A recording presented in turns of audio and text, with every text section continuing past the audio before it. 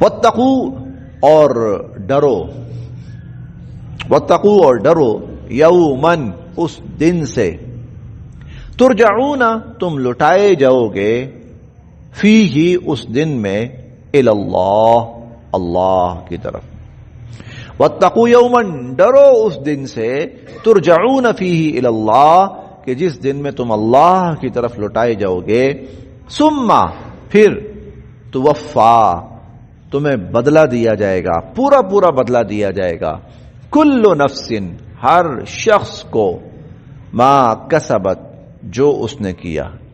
جو اس نے کیا اس کا پورا پورا بدلہ اس کو دیا جائے گا، وہم اور لوگوں سے لا یظلمون کوئی زیادتی نہیں کی جائے گی۔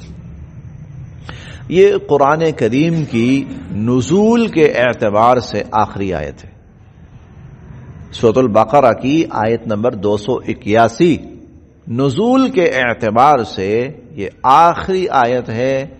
حضور علیہ الصلوۃ والسلام پر قرآن پاک کی یہ آخری آیت نازل ہوئی اور اس کے بعد قرآن پاک مکمل ہو گیا۔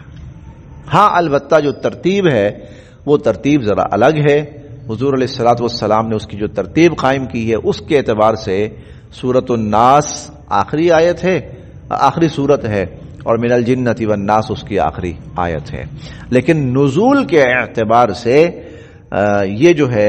قرآن کریم کی آخری آیت ہے۔ حضرت علی رضی اللہ تعالی عنہ نے نا